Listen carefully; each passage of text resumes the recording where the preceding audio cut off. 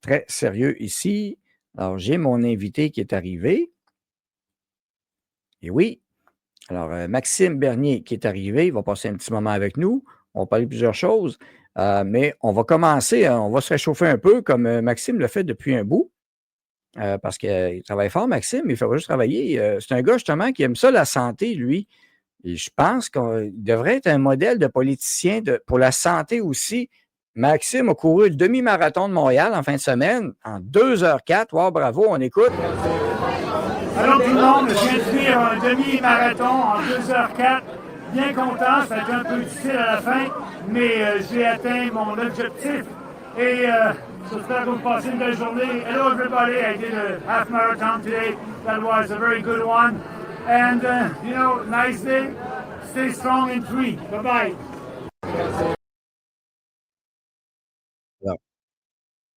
Alors, demi-marathon fait, réalisé 2h04, bravo. Et si ça continue, il va peut-être falloir l'appeler Super Maxime. Alors, bonjour Maxime.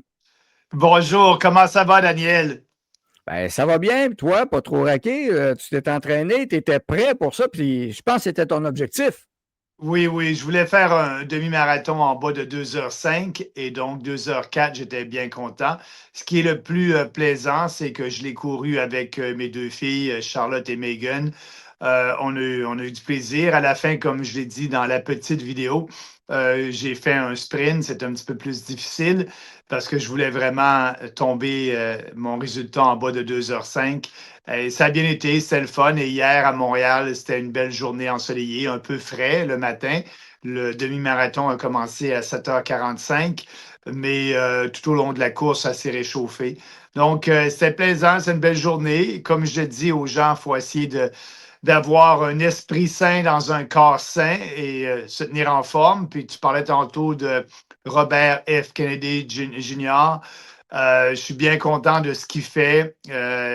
Avec lui, bien, on va avoir une science basée sur les faits aux États-Unis. J'espère bien qu'au Canada, Santé Canada va suivre, mais j'en doute beaucoup.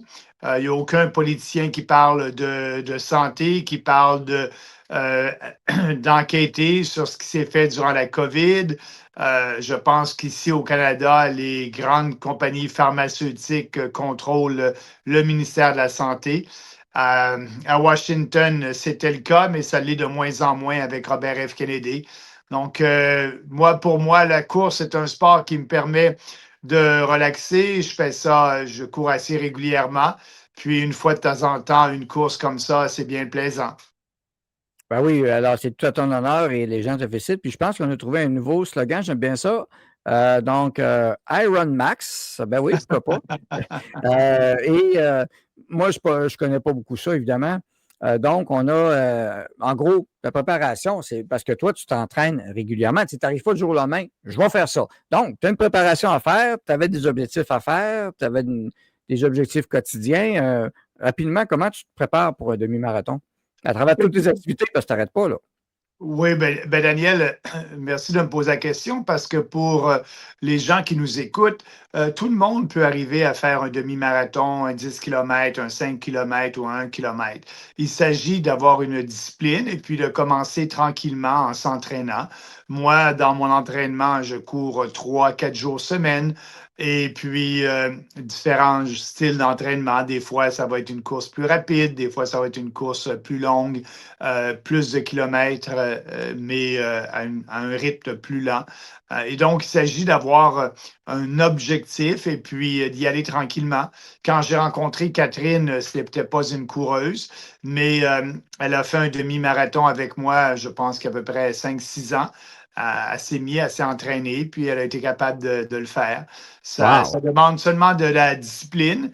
Et puis, moi, l'avantage de courir, c'est que, comme tu l'as dit tout à l'heure, je voyage beaucoup à travers le pays. Et donc, où que je me situe, que ce soit à Calgary, à Vancouver ou à Moncton, bien, je peux toujours courir, soit à l'intérieur sur un tapis roulant ou soit à l'extérieur.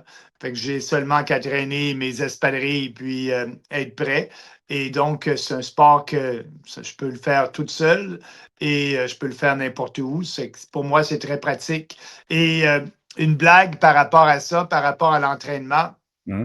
J'ai déjà dit, j'ai fait un 100 km en Beauce il y a 12 ans. J'ai traversé la Beauce à la course, 108 km en 12 heures. Et c'était pour ramasser des fonds pour une banque alimentaire, Moisson Beauce. On avait ramassé 160 000 pour Moisson Beauce lors de cette course-là.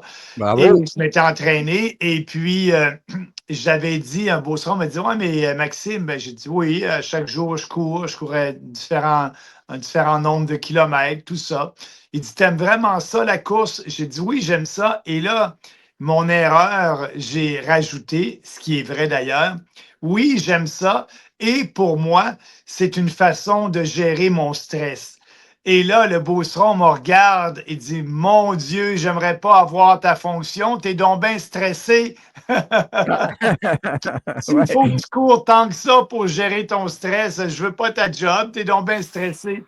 Euh, Ah là là là. mais non, Mais je cours parce que, un, oui, j'aime ça. Deux, ça me permet de décrocher.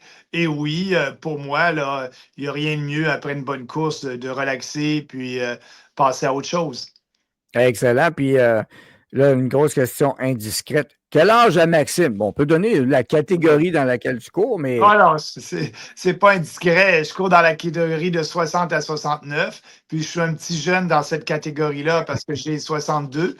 Et, et je pense que je suis arrivé au milieu de ma catégorie pour le demi-marathon de dimanche dernier. Ça fait que j'étais bien content.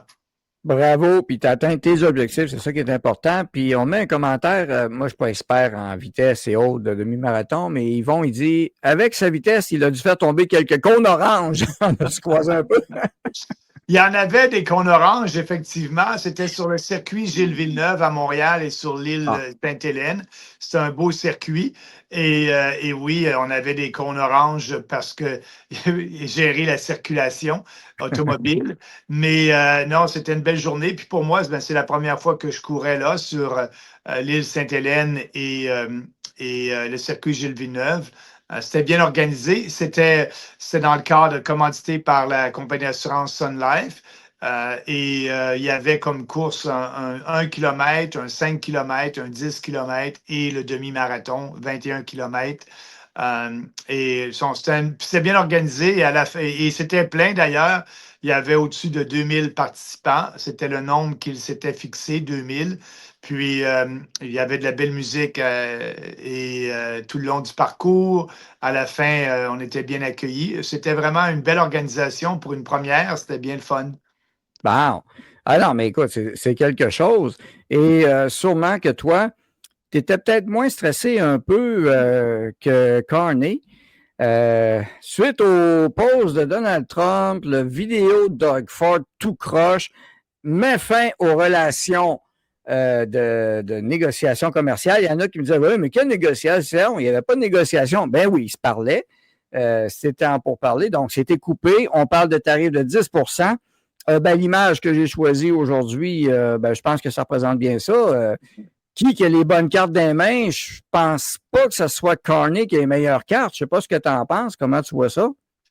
Non, c'est pas le Canada, c'est pas Carney. Et puis, il pourrait avoir de meilleures cartes s'il mettait sur la table, comme je l'ai dit, la gestion de l'offre depuis bien des années. Trump en a parlé, pas dernièrement, mais il y a quelques mois, qu'il voulait absolument que les producteurs laitiers américains puissent vendre leur lait ici au Canada.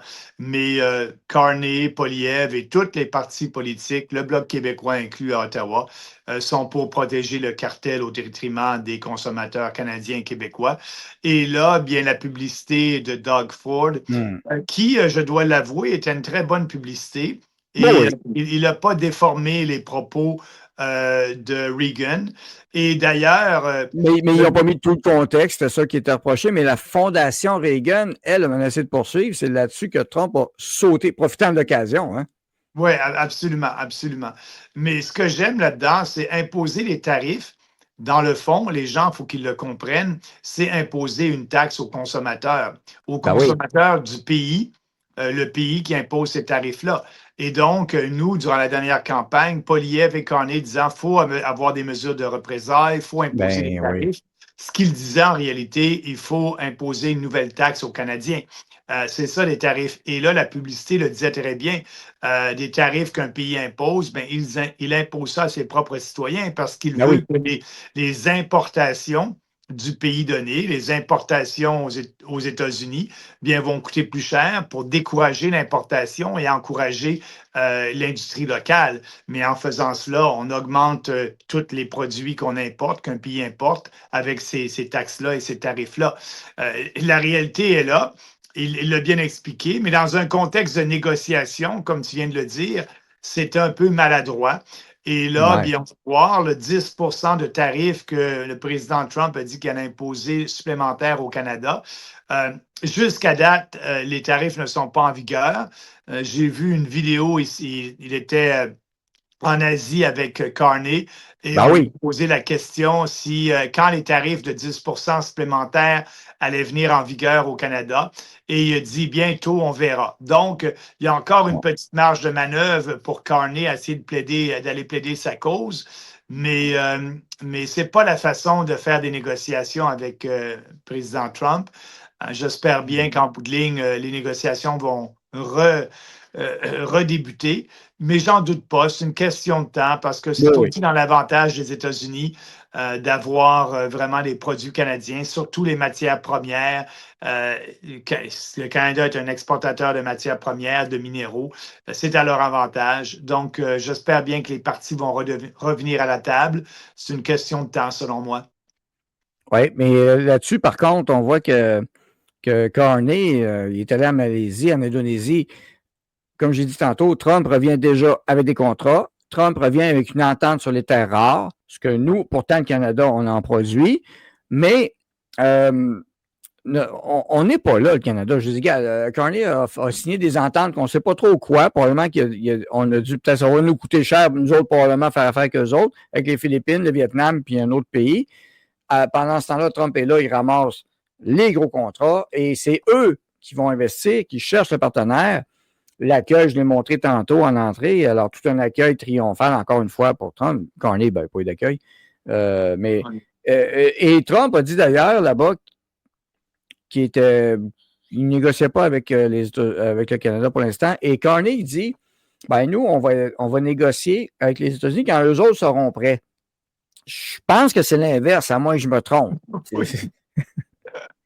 Effectivement, c'est plutôt quand Trump va décider de réouvrir les négociations. Je pense qu'il va le faire, là. C'est une Ouais. question de temps. C'est dommage parce que tout ce que fait actuellement le premier ministre Ford nuit au Canada. Et parce qu'on sait, Carney et Trump devaient avoir une rencontre en Asie et le président Trump file pas pour rencontrer M. Carney. Et je pense qu'ils ne se rencontreront peut-être pas en Asie. Mais bon, tout ça, là, on s'est tiré dans le pied. Puis là, bien, on subit les conséquences de mauvaises gestion du dossier des négociations avec les États-Unis. Oui, bien, c'est ça. Carney veut faire des affaires avec l'Europe qui est en faillite, qui ne va pas bien. On va transporter ça par bateau. Ben, les coups de Doug Ford vont atteindre la Lune avant nos fusées. J'aime bien ça dire ça. C'est bon, c'est correct. On sait, l'Ontario, c'est le marché de l'automobile. La gestion de là va revenir dans la balance. C'est clair. Et ça va prendre un deal. Ils vont négocier de même. Petite note, ça, je ne savais pas. J'étais convaincu que oui, de mémoire, mais ma mémoire m'a joué des tours. Les médias font la promotion de Carney. Alors, serre la main au sommet de l'ASEAN, Asie Sud-Est. Mais le Canada n'est pas membre. Nous sommes des outsiders. C'est sûr qu'on était membre. Mais là, on voit 13e sommet États-Unis, ASEAN. Alors, c'est pas le Canada. On n'est pas là, mais donc, on n'est pas un membre officiel de l'ASEAN non plus. Carney est en Malaisie. Donc, encore là, notre rôle est plus ou moins éclairci et clair là-dessus, là. Oui, puis je pense que le but de Carney dans ce voyage-là, c'est d'essayer d'ouvrir la porte à des exportations canadiennes de matières premières et de produits agricoles. Mais ceci étant dit, si on veut exporter des ressources naturelles, des matières premières, il faut que Carney change ses lois parce qu'on a des lois qui sont complètement ridicule en ce qui concerne l'industrie minière. On empêche le développement de notre industrie minière, qui est une des richesses du Canada, avec ces projets de loi-là woke, qui sont pour, entre guillemets, s'assurer de contrôler les changements climatiques. J'espère bien, on va voir dans le prochain budget, j'espère bien que Carney va se démarquer de Justin Trudeau et faire en sorte que l'industrie minière puisse développer des projets rapidement. On sait maintenant que ça prend 4-5 ans avant d'avoir des autorisations pour des exploitations minières. Et dans le contexte actuel, on ne peut pas se permettre ça. Carney a dit qu'il était ouvert au projet, puis on va le voir dans le prochain budget. Est-ce qu'il dit la vérité ou est-ce qu'il va garder les mêmes projets de loi qui nuisent à l'industrie minière et forestière au Canada?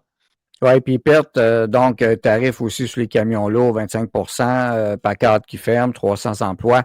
Mais pour les mines, justement, peut-être ça peut être plus facile, puis je peux me tromper, mais quand Trump veut négocier, exemple, avec la Malaisie, un accord sur les terres rares, il parle au président Malaisie, c'est fait.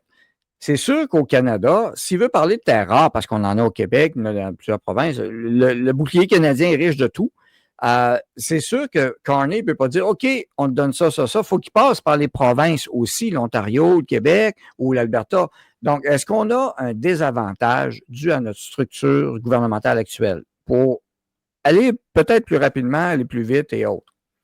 Bien, le fédéral est responsable unilatéralement, c'est sa responsabilité exclusive, la négociation d'ententes et de traités internationaux dans le domaine du commerce. C'est sûr que pour appliquer ces ententes-là, après, il y a une négociation qui se fait avec les provinces. C'est pour ça qu'à la table de négociation actuellement et dans toute entente de libre-échange, il y a une sous-table. Le fédéral est présent avec le pays avec qui on négocie. Et après ça, il se retourne et va à sa table canadienne et là, l'ensemble des provinces sont représentées. Mais normalement, ça n'a jamais été un problème lorsque Mulroney a négocié l'entente de libre-échange, la première avec les Américains en 1988. On a pu l'appliquer. Quand je dis la mettre en vigueur, c'est qu'Ottawa vote l'entente, mais après ça, dans les faits, les provinces doivent aussi souvent faire des changements législatifs pour entérimer l'entente. Et ça s'est bien fait. Le problème, c'est que le développement, si Carney dit aux Américains ou aux autres, on va développer, nous aussi, on a des terres rares, c'est vrai qu'il y a des terres rares au Canada, mais développer ça, ça va prendre 10, 15 ans. Un, on n'a pas la technologie pour le faire, les Chinois sont experts là-dedans. Deux, c'est une industrie qui pollue beaucoup et donc une entente avec les provinces pour développer les terres rares, ça peut être plus difficile. Et trois, bien, ça demande énormément de capitaux. Donc, demain matin, Carney, dans un budget, dit qu'il est ouvert au développement des terres rares. La production de terres rares va se faire dans 10 à 15 ans. Et c'est pour ça que, bon, il faut vraiment libéraliser notre économie pour permettre ça. On va avoir des retombées, non pas dans 1 an ou dans 2 ans, mais en ce qui concerne le développement minier, dans 3-4 ans, en ce qui concerne les terres rares, dans 10 ans. Donc, c'est aujourd'hui qu'il faut que Carney agisse et j'ai hâte de voir ce qui va se passer au début novembre dans son budget. Ben, le budget du 4 novembre. Alors, j'ai bien hâte de voir. Rapidement là-dessus, la question qu'on s'est fait poser en fin de semaine. Donc, tu étais au Gala Théoval, je vais revenir aussi. On a quelques extraits aussi, mais les élections. Parce que là, il y en a qui disent, hey, il y a des élections qui s'en viennent, puis tout ça. Qu'est-ce que tu en penses de ça? Donc, est-ce que ça va venir ou pas? Est-ce que c'est une possibilité? Comment tu vois ça, la game politique actuellement, à ce sujet qui se joue? Est-ce que l'opposition va oser faire ça? Il va y avoir des absents qui ne se présenteront pas voter. Alors, selon toi? Oui, au fédéral, c'est bien clair que Carney est en minorité, il gère un gouvernement minoritaire. Son avantage, c'est qu'il a besoin seulement d'une voix ou d'un vote, ou bien de 2 personnes qui s'abstiennent de voter pour passer son budget. Donc, aujourd'hui, si on regarde, le NPD n'a pas de chef, ils sont en cours sur le leadership. Le Bloc québécois dit qu'il va voter contre le budget s'il n'y a pas ces conditions. Les conservateurs demandent certaines conditions aussi. Mais moi, je suis à peu près certain que le Carney va être capable de passer son budget parce que le budget, c'est un vote de confiance. Ça veut dire que si le budget ne passe pas en Chambre, bien le gouvernement perd la confiance de la Chambre et donc on se retrouve directement en élection. Moi, je pense que c'est peu probable qu'on ait des élections cet automne. Je pense bien que le gouvernement Carney va réussir à manœuvrer. Trudeau avait besoin de plus d'appui qu'un vote pour rester au gouvernement et il était capable de rester là pendant 10 ans. Je pense que Carney, moi, la prochaine élection fédérale ne sera pas peut-être avant 3-4 ans, mais tout peut arriver dans un gouvernement minoritaire. Et contrairement au Québec, où on sait tous là, que l'élection va avoir lieu dans un an, à peu près exactement, et ça va être une autre élection intéressante à suivre. Mais moi, je pense que le budget devrait être capable de passer, même si ce budget-là va être un budget dépensier. Il le dit, un budget avec un énorme déficit. J'ai hâte de voir. Et là, il va faire le ménage supposément entre dépenses d'opération et dépenses d'investissement pour essayer de mêler un peu les Canadiens et démontrer que son déficit est plus petit. Mais une dépense, c'est une dépense. Et lorsqu'on n'a pas les moyens de ces dépenses-là, on ne devrait pas les faire parce que là, ça va créer un déficit encore plus élevé. Et les gens commencent à le savoir, là, les déficits d'aujourd'hui sont les taxes de demain ou l'inflation d'aujourd'hui, parce que ces déficits-là sont financés par la Banque du Canada qui émet des obligations et qui fait en sorte achète les obligations du gouvernement et à partir de l'argent créé à partir de rien, et ça crée toujours de l'inflation. Donc, j'ai hâte de voir. Je peux te dire que le Parti populaire va être très vigilant et très critique envers le budget. On va expliquer à la population la réalité dans laquelle on se trouve. Oui, monsieur. Oui, parce que la population est mal informée, des fois, ça arrive. Juste des fois. Juste des fois, oui, c'est ça. Surtout les dernières années. Donc, on a eu une bonne présence. Tu avais des périodes de questions-réponses à Théovox. J'en prends une au hasard. Voyons voir celle-ci. Alors, des petits extraits. Pour une laïcité québécoise encore plus cohérente sur la laïcité, qui propose de restreindre davantage les privilèges des institutions religieuses et d'imposer un visage découvert pour tout service public. Ce rapport représente-t-il une évolution logique vers une laïcité cohérente ou une dérive où l'État risque de devenir un arbitre spirituel? Bien, premièrement, ce que j'aime pas j'ai pas lu le rapport complet, mais ce que j'aime pas dans cette idée-là de laïcité au Québec, c'est qu'on en profite souvent pour rejeter notre histoire, et notre histoire catholique surtout. Et j'aime bien mettre les religions sur le même pied, mais ici, on a quand même une histoire nationale, et la laïcité, c'est beau, mais il faut que ça soit appliqué comme il se doit, et justement, partout au Québec, et on a vu que ce n'était pas le cas. Il y a eu des cas il y a quelques mois, quelques années, où on n'appliquait pas la laïcité à Montréal dans certaines écoles. Donc, si on veut le faire, il faut avoir un vrai débat de société. Et moi, pour en parler un peu plus, considérant que c'est un débat québécois, j'ai plutôt de la politique au fédéral, il faudrait que je m'implique un peu dans ce débat-là. Mais pour moi, j'aime la situation actuelle, mais ce que je regrette, c'est que notre histoire catholique, notre histoire religieuse, elle est souvent bafouée par rapport à la promotion de la laïcité. Une chose que je voudrais pas par rapport à... Alors, la laïcité, gros dossier, évidemment, puis peut-être, on a déjà parlé, est-ce que ça pourrait s'étendre même au Canada? Est-ce que c'est une bonne chose ou pas? Est-ce que ça va régler des problèmes ou est-ce que ça va en créer d'autres? On sait pourquoi que c'est là aussi, parce qu'il y en a qui exagèrent d'un côté, et ça se fait toujours au détriment, en effet, de notre culture, notre histoire, notre héritage catholique. Alors, en complément de la question, un peu, comment tu vois ça? Avec tout ce qui se passe, les prières de rue à Montréal et tout ça, parce que le fédéral, il y en a beaucoup, les groupes musulmans, il faut le dire, c'est eux autres principalement, qui demandent à Carney et aux libéraux de carrément piler sur la loi 21, peu importe la loi nonobstant, monter ça à la Cour suprême, alors que la clause nonobstant est bel et bien enchâssée dans la Constitution, c'est 100% légal, ne leur en déplaise, c'est comme ça. Alors, ce débat-là, un peu comment tu vois ça, puis l'idée que le fédéral... si le fédéral fait ça, qu'il arrête la loi 21, je pense que ça va brasser. Oui, oui, écoute, la loi 21, le gouvernement du Québec l'a passé. Il y a le droit légitime d'utiliser la clause non-obstant, qui est la clause de la souveraineté parlementaire. La clause dit, bien, c'est le Parlement qui décide en dernier recours, pardon, et pas la Cour. Moi, cette clause non-obstant-là, elle est dans la Constitution. Lorsque les gouvernements l'utilisent, c'est à leur risque et péril. Mais je pense qu'au Québec, il y a un certain consensus sur ce projet de loi-là. Si le fédéral et le Parti conservateur aussi sont contre la loi 21, bien, c'est pour faire en sorte d'imposer un multiculturalisme encore plus fort au Québec, un multiculturalisme culturel, mais aussi religieux. Tu l'as dit, on utilise ce qui se passe avec les musulmans, les prières dans les rues, mais c'est pas juste dans la rue que les musulmans font leurs prières le week-end. C'est en face de la cathédrale, Ouais. le vieux Montréal. Ouais, c'est un défi, c'est un défi. Oh oui, c'est pour dire, écoutez, là, nous autres, là, devant le signe le plus imposant de la chrétienté ici au Québec, nous, on s'en fout, on bafoue cela et on se met dans le Vieux-Québec, dans la rue, on fait nos prières musulmanes.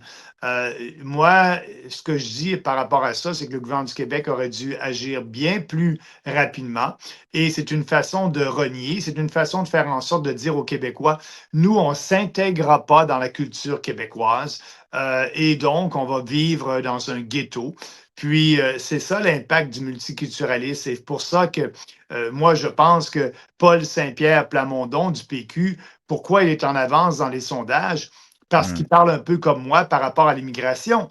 Euh, je ne suis pas un séparatiste, mais il y a plusieurs Québécois qui veulent préserver leur culture et Saint-Pierre Plamondon est le seul qui a le courage de se lever et de parler qu'il faut contrôler notre immigration. Et aussi, il faudrait faire plus que ça parce que il y a bien aussi les radicaux islamiques existent ici au Québec. Et pour moi, on devrait avoir une enquête le gouvernement du Québec devrait faire une enquête sur tout ça, ces gens-là qui sont ici au Québec. Est-ce qu'ils sont bien intégrés? Est-ce qu'ils prônent la charia? Et si c'est le cas, la charia, ça ne fait pas partie des lois québécoises et on ne devrait pas faire de compromis par rapport à ça. Et nous, je pense que les Québécois, dans le temps, on a été des bons gens, des bonnes personnes, et puis on laisse toujours le bénéfice du doute aux autres. Mais je crois que ça doit cesser. Il faut s'affirmer. Et oui, et la laïcité, qu'est-ce que ça fait? Bien, l'effet négatif, c'est que ça met la religion catholique ou chrétienne sur le même pied que d'autres religions et ça fait en sorte qu'on va non pas promouvoir notre culture et notre identité religieuse au Québec, on ne fera pas ça, mais en même temps, on laisse d'autres groupes religieux comme les islamiques promouvoir leur religion ici au Québec. Et donc, ça a comme effet pervers de tuer à petit feu notre identité chrétienne. Et quelqu'un me disait, puis effectivement, c'est un point qu'on oublie un peu parce que ça part de loin, c'est que même dans notre Constitution, la Constitution canadienne reconnaît la suprématie de Dieu dans son préambule. Je sais qu'il y en a qui voulaient l'enlever, ça. Je pense qu'ils n'ont pas réussi, mais je ne sais pas s'ils vont la déformer, mettre d'autres choses. Donc, effectivement, si on veut enlever ça, il faut enlever tout ça, puis ça prend l'accord de toutes les provinces aussi. Ça doit être gros, là. Oui, oui, mais je pense que ça n'arrivera pas. Puis effectivement, la suprématie de Dieu et de la règle de droit, c'est dans le préambule. Donc, les pères de la Confédération ont affirmé et confirmé que ici, on croit en Dieu et donc la suprématie de Dieu. Et deuxièmement, qu'on croit que tout le monde doit être égal devant la loi. Et donc, c'est ça le concept de l'égalité devant la loi, la primauté du droit. Mais actuellement, si on regarde avec les politiques woke, c'est complètement le contraire. C'est des politiques racistes, c'est des politiques qui créent des privilèges à certains groupes à cause de leur religion, à cause de la couleur de leur peau, à cause de leur handicap ou pas physique. Et donc, on exclut finalement dans ces politiques woke et multiculturalisme, on exclut l'homme blanc hétérosexuel. Et juste au fédéral, il y a des programmes pour les entrepreneurs noirs. Un entrepreneur blanc ne peut pas appliquer. C'est du racisme et on devrait abolir ces programmes-là parce qu'en faisant ça, on ne respecte pas le préambule de la Constitution qui dit que la primauté du droit l'égalité de tous les citoyens devant la loi. Et là, on crée des groupes qui ont des privilèges et au détriment d'autres groupes. Moi, c'est pour ça que je le dis, il faut abolir ces projets de loi-là et revenir à nos valeurs fondamentales. Oui, comme ici, lorsque vous postulez un emploi au gouvernement du Canada, n'oubliez pas de vous autodéclarer si vous faites partie d'un groupe visé par l'équité en matière d'emploi, puis évidemment, ils mettent une femme musulmane et un homme noir, autodéclarez-vous. C'est le Canada moderne, c'est totalement discriminatoire. J'appelle ça du racisme inversé. Il y en a qui disent non, c'est du racisme tout court. Effectivement, c'est du racisme tout court, on va le dire, mais c'est l'expression, mais ça, ces genres de politiques-là, c'est dégueulasse. Puis on le voit, la France, qu'est-ce qui est devenu, autant avec la laïcité que tous ces programmes-là, sont encore là au Canada. Je ne sais pas si, j'espère qu'il va y avoir des coupures dans le prochain budget. Peut-être que ça serait intéressant de voir ça. Mais ça, il faut que ça disparaisse, ça, là. Ben absolument, Daniel, notre position en tant que parti politique est très claire. On abolirait tous ces programmes-là. Et tu le dis, là, actuellement, on vit le déclin de la société occidentale, que ce soit en France, que ce soit en Angleterre, déclin moral. Lorsqu'une société est rendue à faire la promotion qu'une petite fille peut devenir un petit gars et qu'un petit gars peut devenir une petite fille, bien, c'est le déclin de la société. On est en plein dedans. Déclin moral, déclin économique, déclin démographique. C'est bien dommage, mais on est là dans l'histoire occidentale. Et qu'est-ce qui se passe? Bien, c'est le réveil de l'Est, le réveil de la Chine, des pays de l'Est, qui, eux, ont pas des politiques woke, autodestructrices. Nous, c'est ce qu'on a, c'est ce qu'on prône ici en Occident. Il y a Trump là, qui se lève, qui fait cette guerre culturelle-là. Mais il y a quelques petits pays européens comme la Suède qui vont faire cette guerre, ou la Pologne qui font cette guerre culturelle-là. Ici au Canada, on est le seul parti qui est prêt et dans notre politique, c'est ce qu'on fait. On fait la guerre à cette culture marxiste, raciste, idéologique et on impose ça dans les écoles. On est vraiment dans le déclin d'une société. Ce déclin-là peut être encore avec nous pendant une décennie. C'est pour ça que je dis que ça risque d'être pire avant d'être mieux pour nous, soit économiquement et socialement.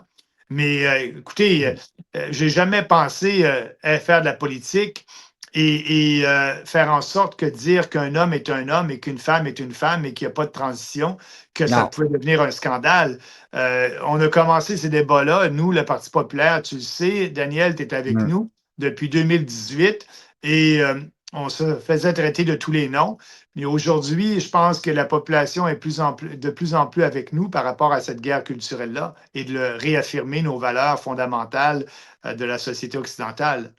Oui, et Théovox, je montre ça, donc c'est l'événement qu'on était au gala. Et Théovox, si on cherche la vidéo de la semaine dernière, il n'est plus là.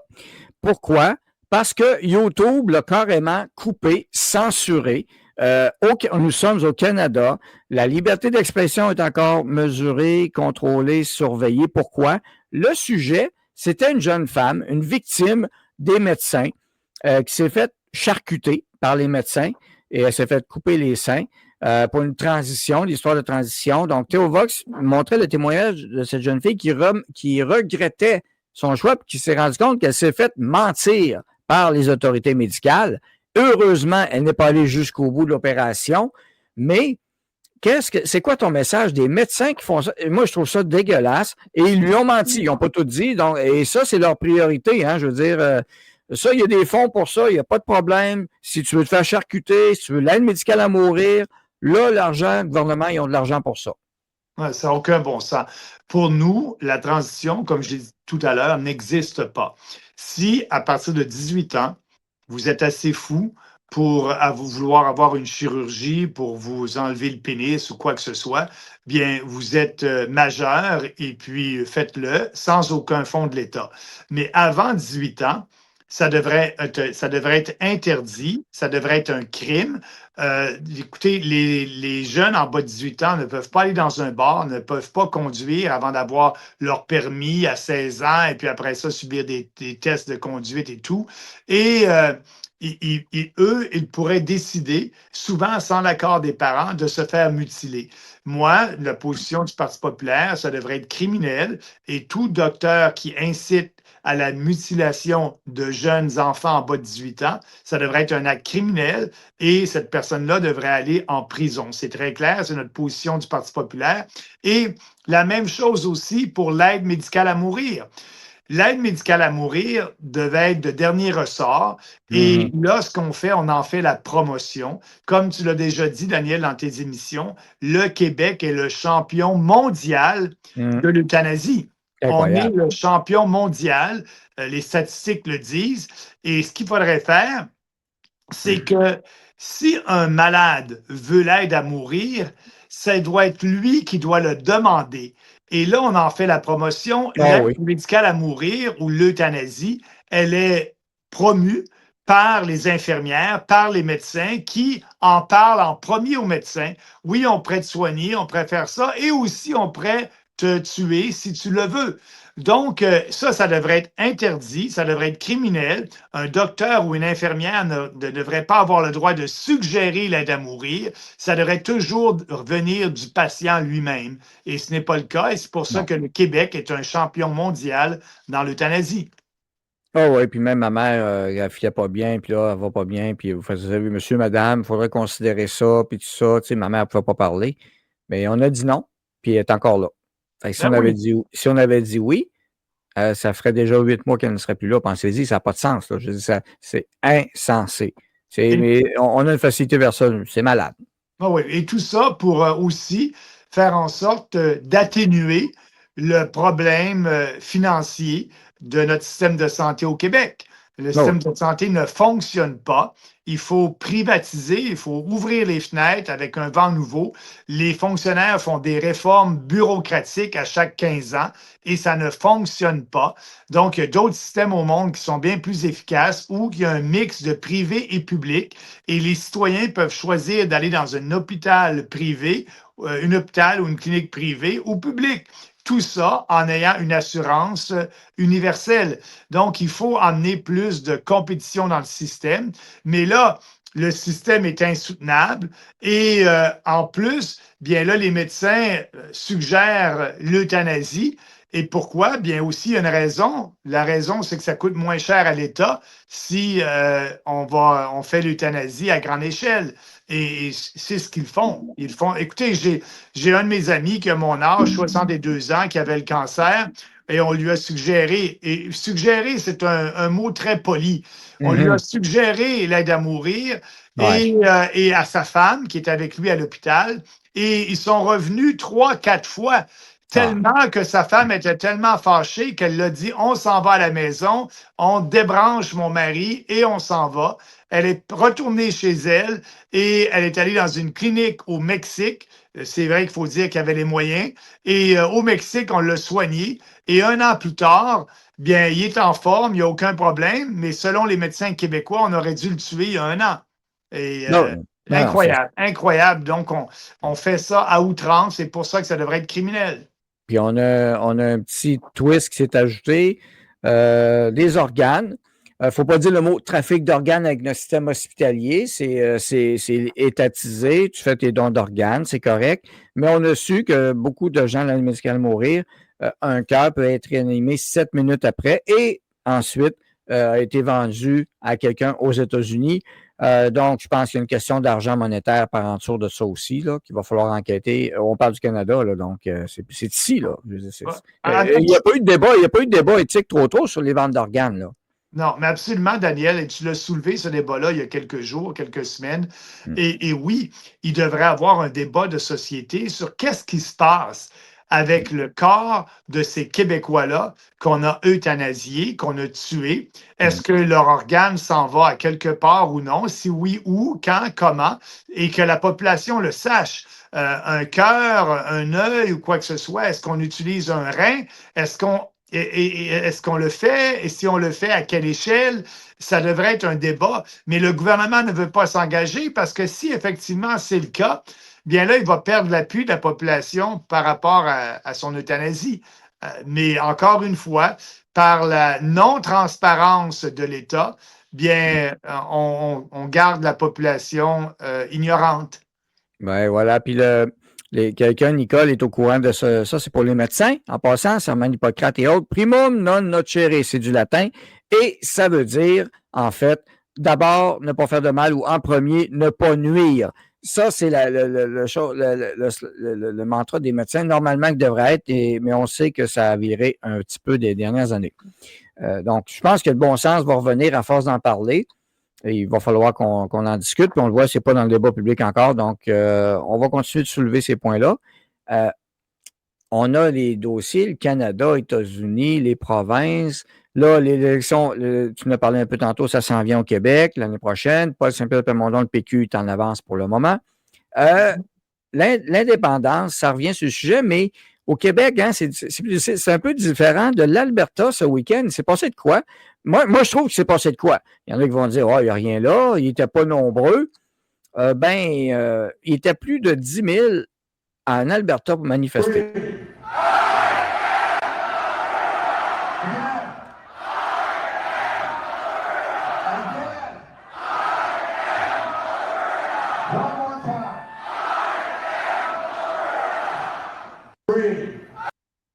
Alors, J'ai pas compris. Daniel, j'ai pas bien compris. Qu'est-ce qu'il disait? Et c'est quoi le cri de ralliement? J'ai pas bien entendu. Alberta, j'ai de la misère à l'entendre. Ouais, j'ai de la misère comme l'Alberta, go en avant ou quelque chose, on avance, priorité.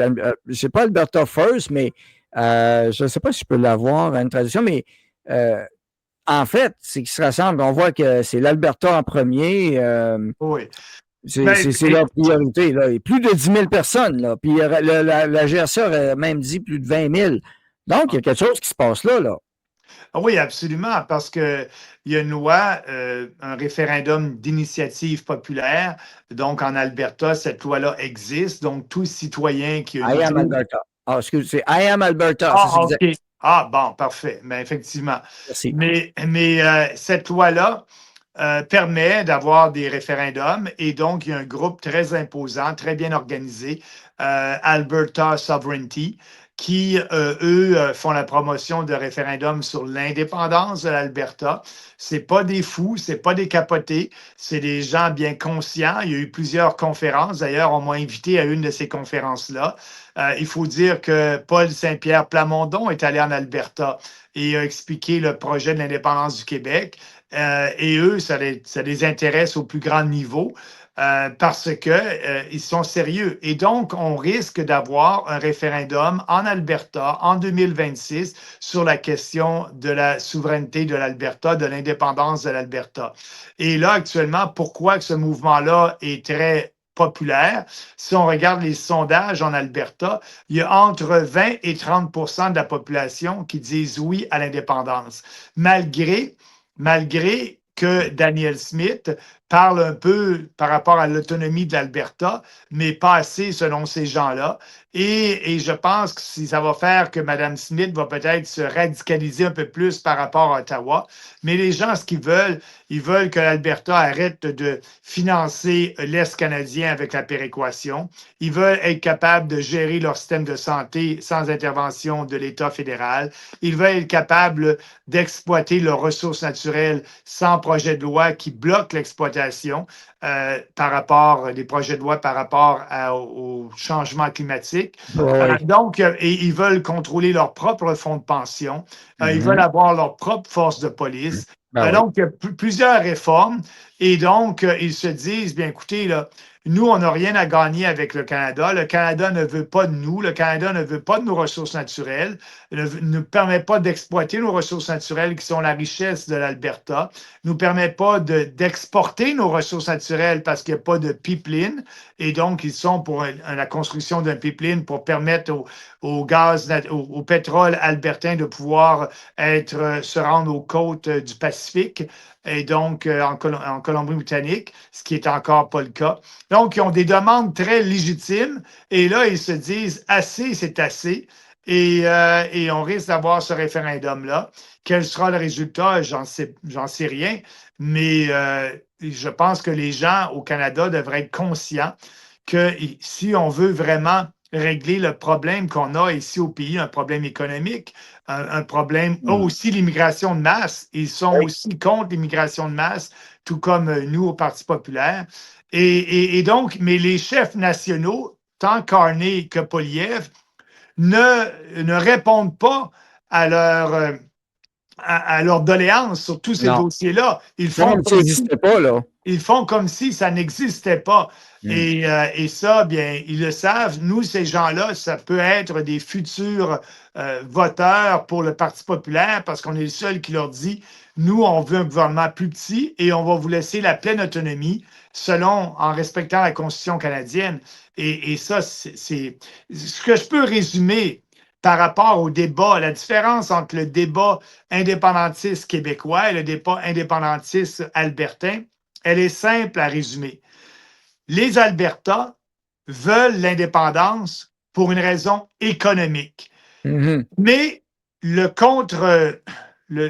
point négatif par rapport à ça, leur cœur est toujours avec le Canada. Oui. Nous, au Québec. Ça va être difficile, je pense. Puis Danielle Smith, même là, dans le fond, oui, elle a un âge de plus pour négocier, mais elle ne veut pas nécessairement séparer l'Alberta du Canada. C'est ça, effectivement. Et nous, au Québec, c'est le contraire. Notre cœur est avec le Québec, mais économiquement, on se dit ça va être impossible, on a besoin de tout cet argent-là d'Ottawa. Donc, l'économie nous arrête en tant qu'indépendantistes au Québec, mais notre cœur fait la promotion de l'indépendance pour être maître chez soi, contrôler l'immigration, contrôler notre culture. Les Albertains, leur cœur est avec le Canada, mais ça fait tellement longtemps qu'ils se font avoir dans le système fédéraliste qu'ils arrivent à la réalité et la réalité leur dit que l'économie serait bien meilleure sans le Canada. Donc, c'est ça le dilemme et la différence entre les deux mouvements au Québec et en Alberta. Mais plus ces mouvements-là prennent de l'ampleur, plus une révision et une réforme radicale du fédéralisme en revenant aux bases de notre système fédéraliste, risque d'arriver et c'est la seule façon de sauver le pays. Oui, et l'expression au Québec, mettre chez soi, mais les poches vides. Oui, c'est ça, c'est une autre mentalité. Puis on le voit aussi, Nadine Wellwood, le drapeau du Wild Rose, on sent que ça c'est un peu nouveau, effectivement, ce que tu viens d'expliquer. Le sentiment de l'appartenance pour l'Alberta directement n'était pas tellement présent il y a 15 ans. Mais là, je pense que peut-être, puis on voit encore la rose sauvage, le Wild Rose, ça revient encore, ce mouvement-là, je crois. Je pense que c'est là qu'ils vont trouver leur cœur. À moins que je me trompe. Mais si je mêle le cœur avec la volonté économique, je pense que ça va aller loin, là. Oui, parce que tout référendum en Alberta, moi, je dis qu'il y ait 20% ou plus, c'est déjà une révolution. Il faut que le fédéral s'assoie et négocie avec l'Alberta. Et s'il le fait, ça va être bon pour le Québec parce que tout ce qu'il va donner à l'Alberta, il va être obligé de le donner aux autres provinces, incluant le Québec. Et nous, moi, ce que je dis aux Albertains, on a eu 49% ici. Les indépendantistes ont réussi à avoir 49%. Les fédéralistes ont promis plein de réformes. Et après 30 ans, rien n'est arrivé. C'est encore pire. Le fédéral, avec ses pouvoirs, limite le développement du Québec avec l'immigration de masse, l'économie, etc. Et donc, la situation est pire qu'elle l'était il y a 30 ans, malgré qu'à 49%, on nous avait tout promis qu'on allait changer la façon dont les fédéraux géraient la fédération. Ça ne s'est pas fait en notre faveur. Et là, si un 20% des Albertains, bien peut-être que Poilievre et Carney vont dire, OK, là, si on veut être encore premier ministre de ce pays-là, puis ce pays-là existe, on est mieux de revenir à la base et ça serait la seule façon. Nous, c'est ce qu'on dit depuis la fondation du Parti populaire. Excellent, merci beaucoup. Et avant de quitter, une dernière question rapide parce qu'on n'a pas tous les chiffres. Mais c'est un rapport qui est sorti sérieux, puis j'en ai parlé. Carney a parlé de couper dans les questions de Diane Lavoie, Carney a parlé de couper dans les sécurités de vieillesse. Moi, ça m'inquiète, car dans 2 ans, je vais être rendu là. On se rappelle que Stephen Harper, un moment donné, avait parlé, un projet de loi, je pense que c'était là, de mettre ça à 67 ans, ça n'a pas passé, c'était épouvantable. Et là, ce qu'on entend de Carney plutôt, c'est qu'au-dessus de 100 000, il va, un couple, 100 000 et plus, il va les pénaliser. En fait, c'est une façon de couper ça aussi. Comment tu vois ça, les fonds de pension? D'après toi, penses-tu qu'ils vont oser toucher à ça maintenant? Peut-être, mais pour nous, on est absolument contre cette proposition-là parce que, et je l'ai dit, que le déficit soit cette année, il devait être 40 milliards. Là, les gens nous disent qu'il peut être le double, 80 milliards. Il y en a qui vont même jusqu'à 100 milliards, mais on sait que ça va être au plus que 40 milliards. Ouais. Que ça soit 40 milliards ou 80 milliards, là, un gouvernement sérieux peut réussir à équilibrer le budget en un an en coupant les dépenses et en touchant pas aux dépenses gouvernementales qui servent à donner des services aux gens, comme les pensions de vieillesse. On peut y arriver en coupant les subventions aux entreprises, Ben oui. en coupant l'aide internationale, en coupant les fonds qu'on donne à l'ONU parce que l'ONU fait la promotion de valeurs qui ne sont pas les valeurs canadiennes. Exact. Et donc on peut arrêter de subventionner l'ONU lorsqu'elle fait la promotion de valeurs qui sont différentes des nôtres. Donc, il y a la guerre en Ukraine. J'ai fait une liste là, et on peut arriver facilement à 80, 60, 80 milliards de dollars sans toucher aux pensions de vieillesse. Ça serait pour moi vraiment, ça me surprendrait que Carney fasse ça parce qu'il est encore minoritaire Voilà. et il donnerait vraiment une belle carte à jouer aux conservateurs s'il fait cela. Et s'il est sérieux, qu'il réduise son déficit en coupant les dépenses folles. Écoutez, on a doublé l'argent qu'on donne aux Autochtones. C'était 10 milliards de dollars lorsque Trudeau est devenu premier ministre en 2015. Lorsqu'il a quitté, on était rendu à 30, c'est plus que doublé, on était rendu à 30 quelques milliards de dollars. Donc, on peut couper, là, c'est de l'aide qu'on donne aux Autochtones sans savoir où l'argent va. Si l'argent se rend là, il n'y a pas de transparence. Il y a plein de places où on peut couper au fédéral et j'espère que Carney va avoir le courage, mais j'en doute énormément. Et oui, et comme Carly l'a dit, c'est parce que si Carney passe des lois encore, ça veut dire que les partis d'opposition l'appuient, mais même chez les conservateurs, ils vont avoir de la misère, je pense. On le voit là, dernièrement. Carney prend quand même plusieurs positions de Poilievre et autres. Il augmente de 1000 personnes à GRC, l'annonce qu'il a faite. Plus de lois et de sécurité et d'ordre. Tout d'un coup, dans le discours des libéraux, bon, il y en a qui disent que c'est pour contrôler les dissidents. Ceux qui parlent trop, possible aussi, avec les nouvelles lois liberticides qu'il y a là. Mais Poilievre, son rôle, là, il est critiqué, commence à être critiqué un petit peu aussi. Je ne sais pas, les conservateurs, je pense qu'ils ne savent plus où ils s'en vont, là. Ben, effectivement, puis pour Poilievre, la situation est un peu plus difficile parce que Carney est assez intelligent en tant qu'homme politique.